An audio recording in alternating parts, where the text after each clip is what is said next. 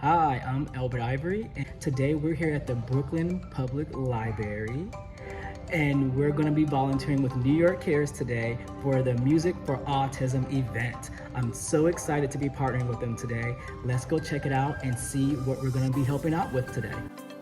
We were introduced by the program's manager, Linda. She gave us very detailed instructions on what to expect and what we were going to be doing today.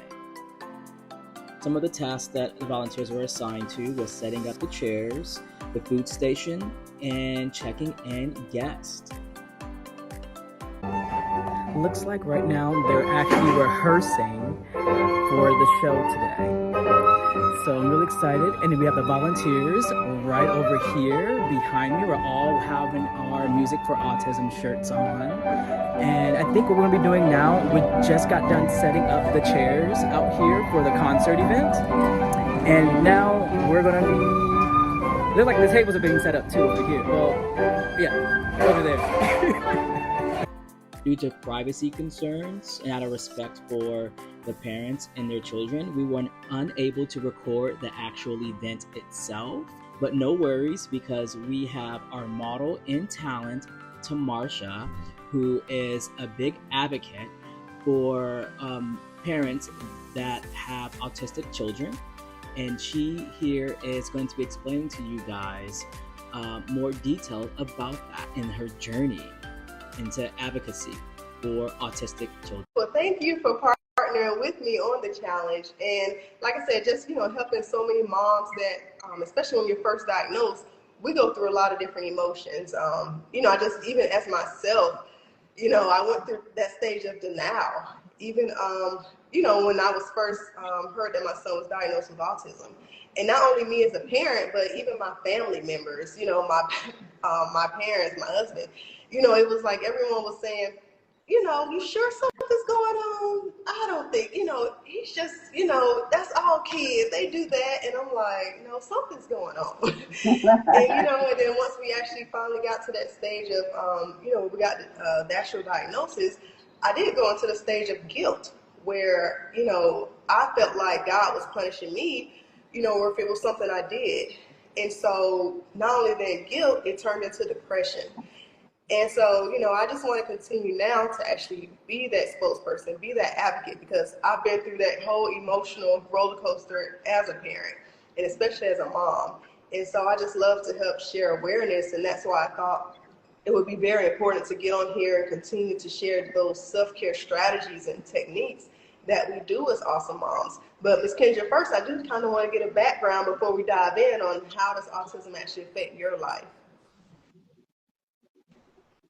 You're asking how autism affects my life? Yes, ma'am. A little background. For those that don't know. Okay. Hi, I'm Kendra, autism mom extraordinaire. And I have twin daughters that are on the autism spectrum. I smile and nod my head because a lot of us, we have the same walk. Of course, it's a little different, but it's a lot similar, right? I loathe the word autism. I wouldn't even say the word. I went years without saying it. Of course, I said it for medical purposes or school purposes, but within my own being, I wouldn't even say the word because I had all of the stigmas and societal demands that I thought were real, which are not. So I had all of that within myself. So my twins I have twin daughters, they're on the autism spectrum and they are thriving. And just like you, I believe that when we come together and collaborate, we can help other moms not walk down that same path. Make it a little easier, lighten the load, lighten the burden, bridge the gap, be their doula, right? Be the go-between so that they don't have to go through the same things that we've gone through.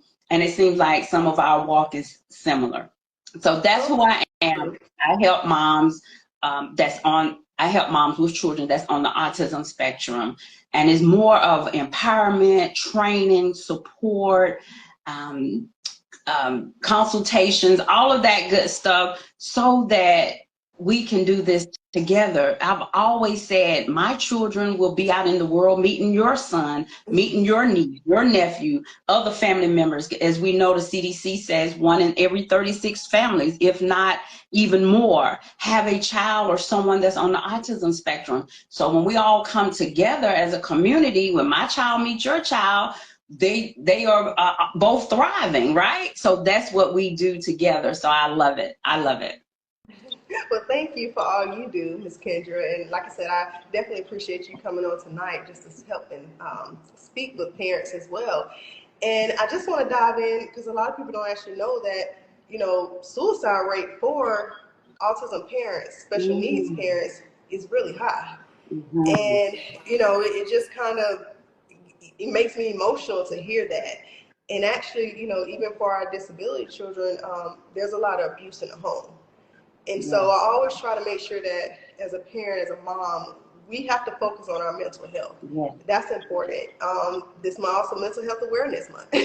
So Yes. we're kind of diving into, a lot of different aspects of it. And in order to take care of your child, you have to first take care of yourself. And I'm a prime example. Like I said, going through depression. A lot of people don't know, I gained over 100 pounds. My eating habits were bad. I had a mini heart attack.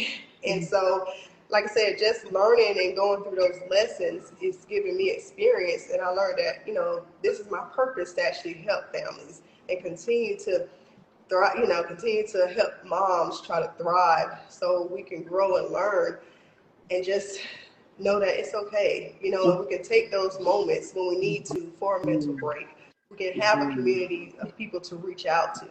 Like we have Awesome Life Institute community. We have Sisters with Awesome Children community who also partner for the Mom Awesome Challenge. And then we have churches. So anywhere that, you feel like you can align to or where you can grow and learn from, just get in a community with people that help to build you and encourage you. And I saw that you're actually promoting like a self-care book this month.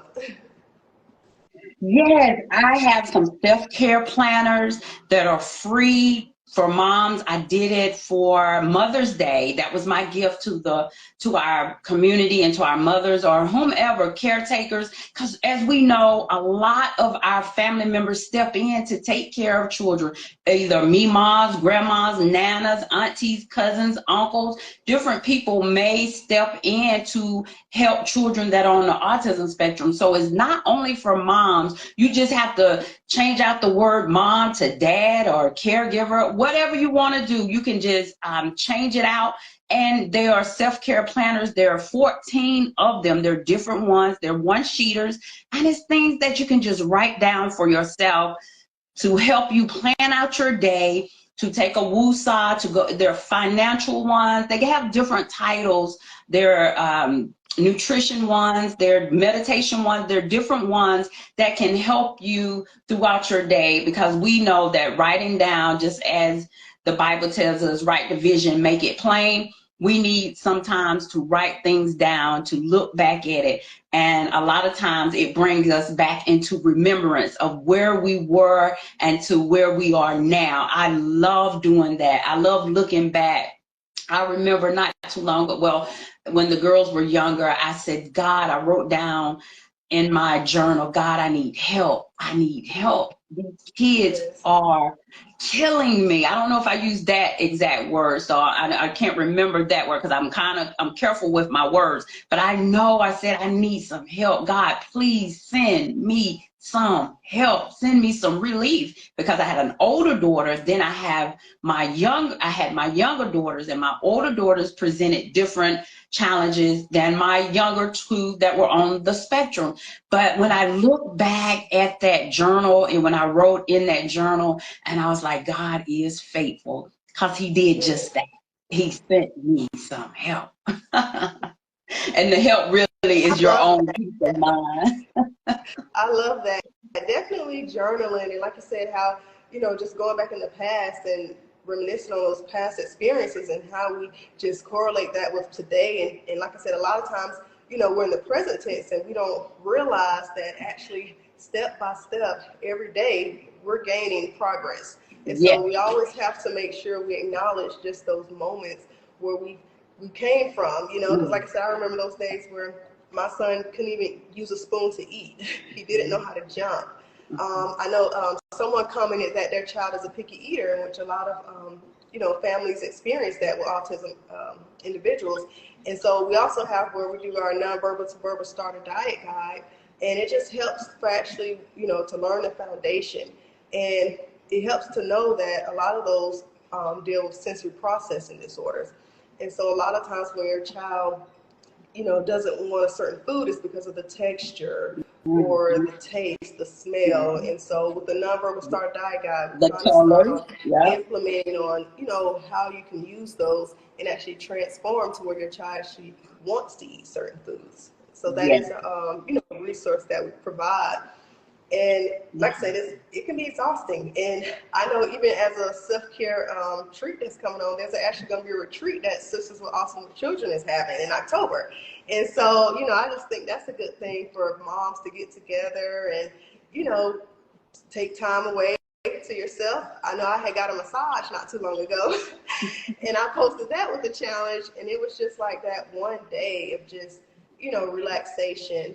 It really helped to get me back to a place where I'm like, okay, I can be at home. You want to stay up to 2 o'clock in the morning? I got you. We're okay, you know?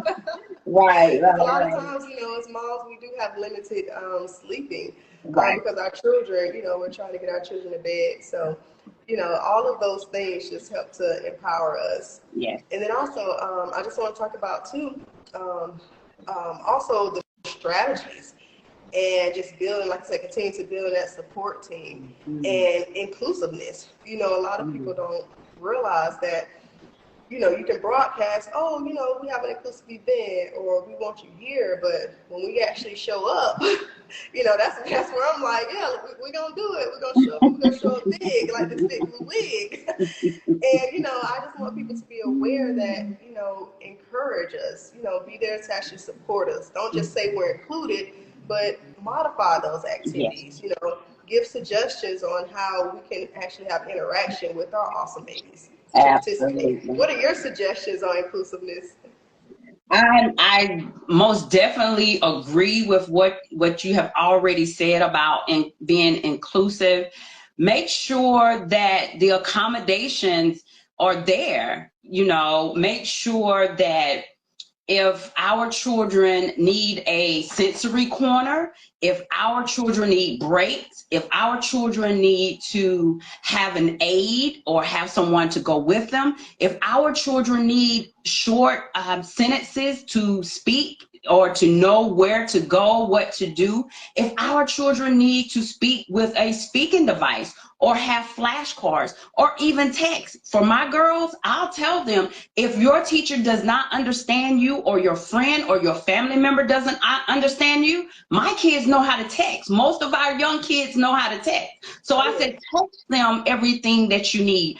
And so the person that's on the other side of it needs to know that, oh, she communicates better through text or through visuals, or they need flashcards, or even a pull to the left or a pull to the right. It's all types of different ways that our children may need to communicate or be included. Other people have to learn. It's just not us as autism moms and families have to learn. Neurotypical and the community and society needs to know about how our children learn as well. I give you a good example. 2 years ago, I think it was, my daughter wanted to give me a candle in the Bath and Body Works, I think it was, and she wanted a special gift wrap of the candle for Mother's Day. They do it every year, so some of you all may be familiar. And the lady, I stood back. I always stand back, right? Because I'm always looking for a teachable moment, both for my children and for other people that may be in society or a store worker. So I stood back. And to make a long story short, my daughter was telling her that she already went online, but it wasn't working for her to do the special name for me for Mother's Day. And so the lady listened, and then when she realized that she communicated a little differently, she realized that, oh, I need to help her a little bit more in order to get what she wants. And see, it just takes that little consideration. It just takes that one time to say, oh, okay, or be around or have some knowledge to say, oh, this person may communicate a little differently, or this person may need to have headphones or a sensory toy or whatever. So it goes both ways for being inclusive. We both have to, the where we're going, wherever we may be going, and for us, we need to make sure that our children are being included. And if we have to tell it before time, I believe in preparation. So if I'm coming somewhere or going somewhere, I believe in letting them know these are the things that will be needed. Now, my kids are doing well, and I believe other kids are as well. Sometimes I just stand back and I make sure they are properly trained the way they need to be. But if they need extra assistance, I make sure that I go ahead and let someone know. These are the things my children will need. They're getting ready to go to camp. They're going to camp with the church as well. And I've already called 2 or 3 different people, letting them know the accommodations that my children will need. And I love that, Ms. Kendra. You know, it just kind of goes back into that role of definitely making sure you are the #1 advocate for your child. Mm-hmm. And, you know, like I said, a lot of times we send them to school, and yes, the teachers can only do so much. Right. Or we have them in different programs, but as the parent, you know, we have to take charge. And I love that, like you said, you're calling ahead of time, Mm-hmm. making accommodations. Mm-hmm. You know, just us as moms learning, you know, just being more aware of actually what your child needs, paying attention, you know, so others can actually be informed and know. But if we don't provide that service, or if we don't provide them with that information, then we can't get upset. You know, we can't get in our feelings about when someone doesn't know how to communicate with our child and we haven't actually wrote out a plan. That's right. I love that. You know, a lot of people just write out, you know, just like your SOPs and how you can run a business. Let's focus on how we can actually run our household. Right. And that's important. So you know, important. I love that. So important. Very important. Definitely. Absolutely. And so I just want to, and I do want to see, we have a lot of people that's joined here. I just want to give a few time for some questions if we do have some. Let me see here. I'm going to try to scroll back up in the chat to see if anyone asked any particular questions. Okay. I know Lashidos had asked about the picky eating, and I think we talked about that one in regards to the sensory processing challenges that we have with the nonverbal starter diet guide. And then we talked about, Miss Antoinette just wanted to thank us both for being voices for the mothers and special needs children. Thank you so much, Miss Antoinette. Thank you. Let's see. Okay, and then Ms. Nisi just wanted different ways she can get help with her children. And so, you know, like I said, it's so many different ways. You know, you have from developmental behavior programs, we have alternative programs, holistic healthcare, parent trainings. And so even with me, you know, we offer one-on-one coaching, we offer group coaching, we offer free resources that you can have. Ms. Kendra also has with her self-care help book, she does parent trainings as well. So the main thing is just to get somewhere where you feel like you can learn and grow. Because it's one thing to say, you know, I'm going to do this, I'm going to, you know, do that, but consistency has to be there. So definitely, whatever you choose. Okay, and then you love the colors, so thank you. And then they just want to say, you know, you guys have been such a blessing to us, so we definitely appreciate everything. Yes, we do. Yes, we do. And we do it together. Oh, yes. I always said there's no little I's and big U's. We really do this together. Like I said earlier about the challenge, I'm loving it because you're making me go a little deeper. than before, going back into my own feelings, because I put out so much, and this is giving me back. It's giving back to me. And I was like, oh, God, you're so good. I've come a long way. We've come a long way. And that's what self-care is really about. You know, when we get into that, that's what it really is about. Because sometimes we put ourselves on the back burner. Definitely, definitely. But like I said, we always have to be number one present with ourselves in order to be that number one advocate for our children. So if we aren't there, you know, mentally, emotionally, how can we actually be present physically?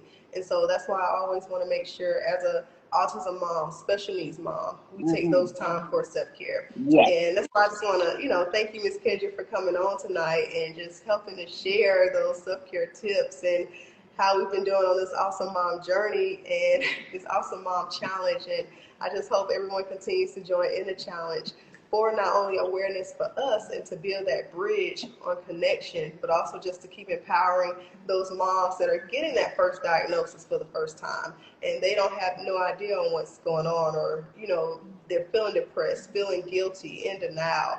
And so we can just continue to be, you know, advocates and role models for them.